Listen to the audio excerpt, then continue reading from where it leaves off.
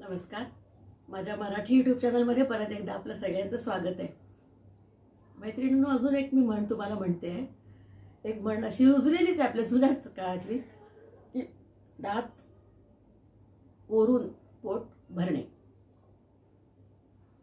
दात कोरून पोट भरणारी जात सुद्धा पुष्कळ समाजामध्ये असते. आपल्या अवतीभोवती खूप दिसतील तुम्हाला. फक्त मी तुम्हाला काय म्हटलं, ती नजर पाहिजे आपल्याला, ते माणसं ओळखायची की कोण लोक कशी आहेत. दात करून पोट भरणे याचा सरळ सरळ अर्थ असा आहे की खूप अति कंजूशी करून आयुष्य जगणे. तुम्ही एक साधी लॉजिक ठेवा की दातात जे अन्न असतं ते जर काढून आपण खाऊ म्हटलं, पोट भरू म्हटलं, भरेल का पोट? पण ते लोक तसे ट्राय करायला बघतात की नाही, उसमें क्या हो जाएगा, काम तो हो जाएगा ना अपना. पण सफिशियंट आहे का, किंवा सगळ्यांना पुरेल का, किंवा हा असा विचारच करत नाही. पण हा, ही गोष्ट फक्त स्वतःसाठी नसते, ही दुसऱ्यांसाठी असते की आम्ही किती कंजूष आहे, आमच्याजवळ पैसेच नाही म्हणून आम्ही कंजूशीने राहतो, आम्हाला काटकसरीने राहावं लागतं. हे केव्हा असतं? दुसऱ्यावरती खर्च करायचा असला तर. पण स्वतःवर खर्च करायचा असला की लोक अगदी अविचाराने वाटेल तितका खर्च करायला तयार असतात. ते अगदी बेहिशोबी चालू असतं काम, अगदी अनप्लॅन्ड, ज्याला आपण म्हणतो. प्लॅनिंग काहीच नसतं. मनात आलं, केला खर्च. हे गेले कुठे, ते कुठे कोणी गावाला गेलं, काही वस्तू आणली, केला खर्च. काय आवडलं, केला खर्च. असा खर्च करत करत करत करत याच्यामध्ये होतं काय की कधी जर अडचण आली कुठली, तर मग पैशाची प्रॉब्लेम येऊ शकतो. आपल्याला जर आपला जो पैसा किती खर्च झाला ह्याचा हिशोब जर नसेल, अर्निंग किती आणि आपण खर्च किती करतो याचा कधीतरी तर टॅली केलं पाहिजे ना माणसाने. पण या लोकांना अशी सवय नसते. कारण काय, याचं काय उदाहरण असतं की त्यांच्याजवळ एक क्रेडिट कार्ड असतं बघा, आणि क्रेडिट कार्डवरून घेतलं की मग काय, नंतर देता येतं ना आपल्याला, असा विचार करून ते अनावश्यक खर्च करत राहतात. पण त्यात हा ते विचार करत नाही की क्रेडिट कार्डमध्ये पैसे आपल्याला स्वतःलाच टाकायचे आहेत. नाहीतर मग बँक तर अवाच्या सवा व्याज लावतं त्याला. म्हणजे 4 रुपयाची वस्तू आपल्याला 8 रुपयात पडेल किंवा डबल पडते. म्हणजे जशी काही, थोडक्यात एक्झॅक्ट नाही सांगत आहे मी, अप्रॉक्सिमेटली सांगते तुम्हाला. आणि यांना बँकावाले म्हणजे अगदी आपले सख्खे नातेवाईकच वाटतात की नाही, आज गेलं की ते आपल्याला उद्या देतात. बँका बसल्याच आहेत, कारण त्यांना फंडच करायचं, उभा करायचा आहे ना सगळ्यांपासनं, आणि हे व्याजांमधनच त्यांना फंड मिळतो. पण आपले खिस्से किती मोठे करायचे किंवा किती खर्च करायचं, रिकामा करायचं आहे आपण आपलं ठरवायचं. की एक खिसा असेल तर अर्धा खिसा भरलेला ठेवायचा, अर्धा खिसा खर्च करायचा.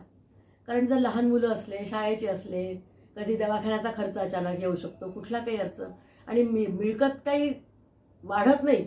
ज्या प्रमाणात खर्च आपले वाढतात त्या प्रमाणात आपली मिळकत, अर्निंग जे असतं तितक्या झपाट्याने वाढत नसतं. हा, कुणाकडे 4-5 मार्गाने पैसा येणारा असेल तर ती गोष्ट वेगळी असते, पण त्याला पण लिमिट असते. मग कुणी काय विचार करतं, आता खर्च करून टाकू, क्रेडिट कार्डवरती घेऊन टाकू, नंतर पेमेंट आला की पैसे भरू. पेमेंट तर मोजकंच येतं ना. मग खर्च, आधीचे खर्च तर असतातच ऑलरेडी, त्याच्यात हा वरचा खड्डा जो आपण मोठा खडून ठेवलाय, तो खड्डा भरायचा कसा? मग त्याची आयडिया पण यांच्याजवळ असते.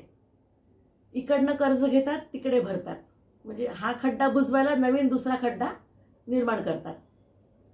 असे खड्डे आपण किती बुजवणार आणि किती भरणार आणि किती, कारण एक खड्डा बुजवायला गेला तर दुसरा तयार करणार हे लोक. काय सवयच झाली ती एक प्रकारची, इकडनं घ्यायचं तिकडे जायचं, तिकडचं घ्यायचं इकडे घ्यायचं. म्हणूनच नीट आपल्या मराठीत म्हण होती ना की अंथरूण पाहून पाय पसरावे. कुणी आपल्याला काही म्हणत नाही, कुणी काहीही विचारत नाही की तुम्ही काय खर्च केला किंवा तुम्हाला किती कमावता, तुम्ही काय नाही. आपल्या मनामध्ये जर समाधान असेल तर ते आपल्या चेहऱ्यावर दिसल्याशिवाय राहत नाही. आणि आत्मिक जे समाधान असतं ते चेहऱ्यावरती दिसतंच. तुम्ही कितीही म्हणा ते, कारण मी तुम्हाला मागेच म्हटलं, आपला चेहरा आहे तो दर्पण आहे. आपल्या मनात काय विचार आहेत, आपण काय खातो, कुठल्या प्रकारचं खातो, अन्न कुठलं खातो, आपल्या घरात लक्ष्मी कुठून येते, त्याच्या तो प्रकारचा चेहरा आपला दिसतो. आपण सात्विक अन्न खात असू, सात्विक पैसा आपल्या घरात येत असेल तर आपला सात्विकच चेहरा दिसेल. क्रूरता त्याच्यावर दिसणारच नाही, आणि मग तुम्हाला मेकअपची गरज पडत नाही. किती साधी गोष्ट आहे, अंथरूण पाहून पाय पसरावे. आणि दात करून पोट भरणं सोडून द्यावं. अगदी आपण थोडंसं जर हिशोब लिहायला शिकलो किंवा आपल्याला इतके या महिन्यात पैसे आले, अगदी 10-20 रुपयाचा हिशोब करा असं नाही म्हणत मी तुम्हाला. 10,000चा तुम्ही 1,000, 2,000, 3,000 खर्च झाले की तुम्ही करा.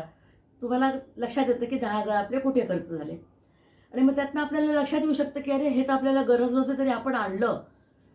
ठीक आहे, आता पुढचे 6 महिने आपण आपल्या मनालाच बजावू शकतो की नाही हे तुम्ही आपण आता घ्यायचं नाही बरं, खूप झालं आता आपल्याकडे, आता आपण 2 वर्ष कपडे घ्यायचे नाही.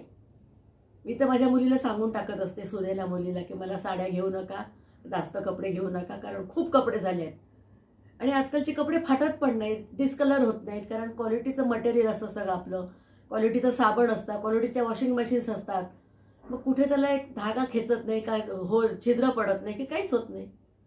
मग कपडे कशाला. आणि मग आपण गरिबांना कितीतरी देतो, आपण देत नाही असं नाही, पण त्याला पण एक आपण थोडीशी अट घातली पाहिजे की नाही नाही यावेळेस देऊ, असं करू.